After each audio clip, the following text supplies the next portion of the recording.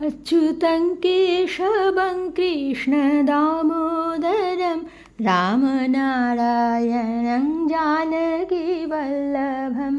अच्युतं केशवं कृष्णदामोदरं रामनारायणं जानकीवल्लभम् कौन कहते हैं भगवान आते नहीं, तुम मीरा के जैसे बुलाते नहीं। कौन कहते हैं भगवान आते नहीं, तुम मीरा के जैसे बुलाते नहीं।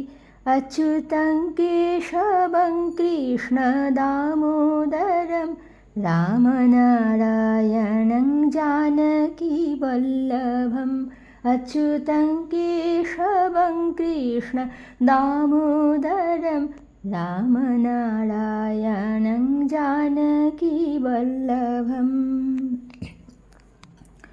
জরাসন্ধ কৃষ্ণকে ভীরু বলে উপেক্ষা করে তাঁর সঙ্গে যুদ্ধ করতে অস্বীকার করেছিলেন। তিনি জানতেন না সর্বজ্ঞ কৃষ্ণ তাঁর জন্মরহস্য জানতেন। ভগবান কৃষ্ণ জানতেন 10,000 হাতির সমান বলশালী, প্রবল প্রতাপান্বিত, শত অক্ষৌহিণী সেনার অধিকারী জরাসন্ধ যুদ্ধে অপরাজেয় হলেও একমাত্র দ্বন্দ্বযুদ্ধে তাঁর শরীরের দুর্বল স্থানটিকে আক্রমণ করে তাকে বধ করা সম্ভব। সেই কারণে দ্বন্দ্বযুদ্ধে পারদর্শী মধ্যম পাণ্ডব ভীমের সাহায্যে জরাসন্ধকে বধ করে তাঁর শরণাগত বন্দী রাজাদের মুক্ত করবেন বলে তিনি অর্জুন ও ভীমকে সঙ্গে নিয়ে গিরিব্রজে এসেছিলেন। ব্যাসদেব মহাভারতে জরাসন্ধের সঙ্গে ভীমসেনের যুদ্ধের বর্ণনা পুঙ্খানুপুঙ্খভাবে করেছেন। যুদ্ধের শুরুতে পুরোহিত যুযুৎসু জরাসন্ধের নিকট প্রধান প্রধান সুখকারক, বেদনা ও মূর্ছা নিবারক ঔষধ নিয়ে এলেন গৌরচনা, মাল্য প্রভৃতি মাঙ্গল্য দ্রব্য। গদাযুদ্ধে পারদর্শী জরাসন্ধ যশস্বী ব্রাহ্মণদের দ্বারা সস্তায়ন করিয়ে যুদ্ধের জন্য প্রস্তুত হলেন। ব্রাহ্মণ, ক্ষত্রিয়, বৈশ্য, শূদ্র, বনিতা ও বৃদ্ধ সকল পুরবাসী তাঁদের যুদ্ধ দর্শনের জন্য সেখানে উপস্থিত হলেন। যুদ্ধক্ষেত্র জনতার দ্বারা ভরে উঠল। জরাসন্ধ তাঁর বর্ম কিরীট খুলে ফেললেন, দৃঢ়ভাবে কেশবন্ধন করে বেলা অতিক্রমকারী সমুদ্রের মতো সবেগে ভীমের দিকে এগিয়ে গেলেন। ভীমকে উদ্দেশ্য করে ভয়ঙ্কর পরাক্রমী দৃঢ়চেতা জরাসন্ধ বললেন, ভীম, তোমার সঙ্গেই লড়াই করব, কারণ শ্রেষ্ঠ জনের কাছে হারাও শ্রেয়। ভীম ইয়ৎসে ত্বয়া সার্ধং শ্রেয়সা নির্জিতাং বরম। এইরূপ বলার পর জরাসন্ধ ভীমের সঙ্গে যুদ্ধের জন্য এগিয়ে এলেন। কৃষ্ণ ভীমের জন্য সস্তায়ন করলে ভীমও প্রস্তুত হলেন। সিংহের ন্যায় গর্জন করতে করতে তাঁরা মল্লযুদ্ধে প্রবৃত্ত হলেন। বাহুকেই অস্ত্র করে দুই নরব্যাঘ্র একে অপরকে জয় করার ইচ্ছায় একে অপরের দিকে অগ্রসর হলেন। হস্তির ন্যায় গর্জন করতে করতে তাঁরা পরস্পরকে স্কন্ধ, পার্শ্ব ও অধোদেশে প্রহার করতে লাগলেন। সেই ভয়ঙ্কর দ্বন্দ্বযুদ্ধে তাঁরা প্রকর্ষণ, আকর্ষণ, অনুকর্ষণ, বিকর্ষণ প্রভৃতি মল্লযুদ্ধের বিভিন্ন কৌশল অবলম্বন করে পরস্পরকে আঘাত করতে লাগলেন। অতি ভয়ানক শব্দে পরস্পরকে ভর্ৎসনা করতে করতে তাঁরা প্রস্তর সম কঠোর আঘাতে পরস্পরকে প্রহার করতে লাগলেন। পাষাণ সংঘাত নিভৈ প্রহারৈরভি জঘ্নত। তাঁরা তাদের বলিষ্ঠ দীর্ঘ লৌহদণ্ডের মতো কঠিন বাহুর দ্বারা পরস্পরকে পেষণ করতে লাগলেন।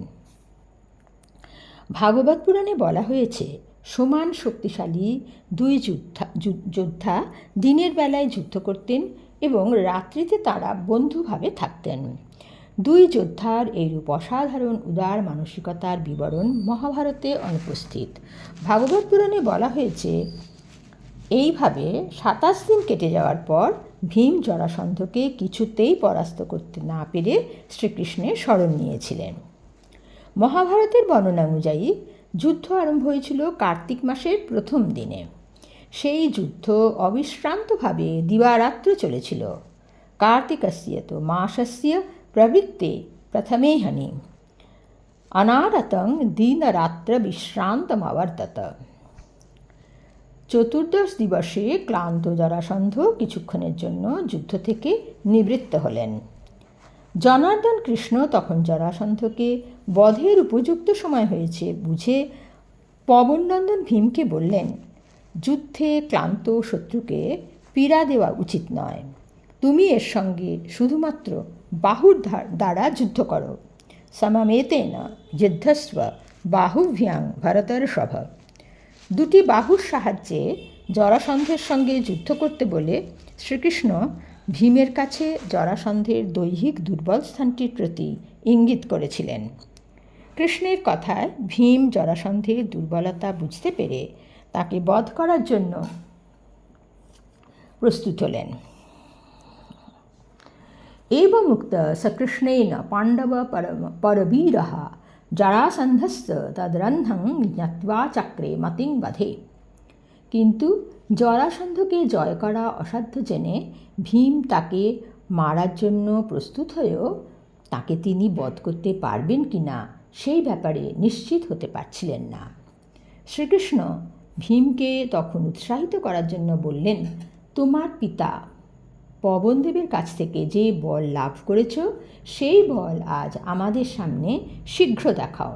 यत्ते दैवं परं सत्वं यञ्चते मातरिष्वनः बलं भीम जरासन्धे दर्शयासु तदद्य नः। বস্তুত পবনদেবের যে তীব্র বেগ সেই শক্তি ভগবান কৃষ্ণেরই। গীতায় অর্জুনকে শ্রীকৃষ্ণ বলেছিলেন, यद्यद् विभूतिमৎ सत्यं श्रीमद् ऊर्जितमेव वा तत्तदेव अवगच्छ त्वं मम तेजंश সম্ভবম।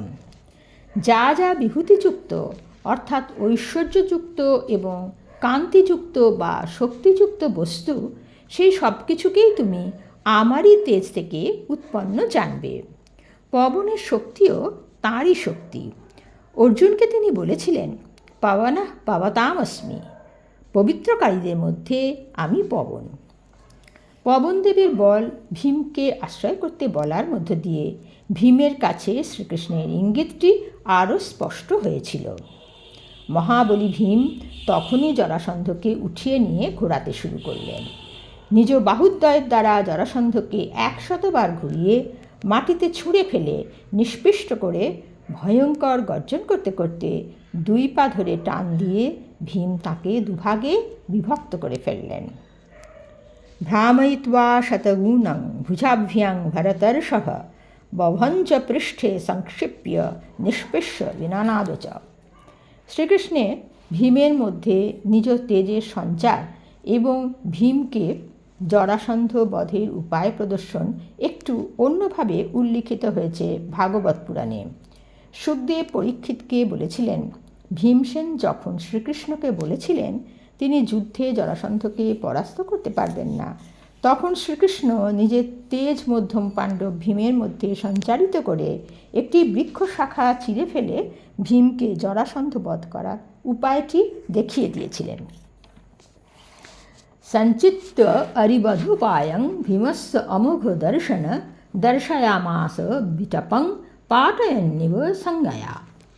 সুখদেব পরীক্ষিতকে বলেছিলেন যে শ্রীকৃষ্ণের সংকেত বুঝতে পেরে ভীম জরাসন্ধকে 2 পা ধরে মাটিতে ফেলে তার একটি পা নিজের পা দিয়ে চেপে ধরে 2 হাতে জরাসন্ধের অপর পা ধরে তার দেহটিকে দ্বিধা বিভক্ত করেছিলেন।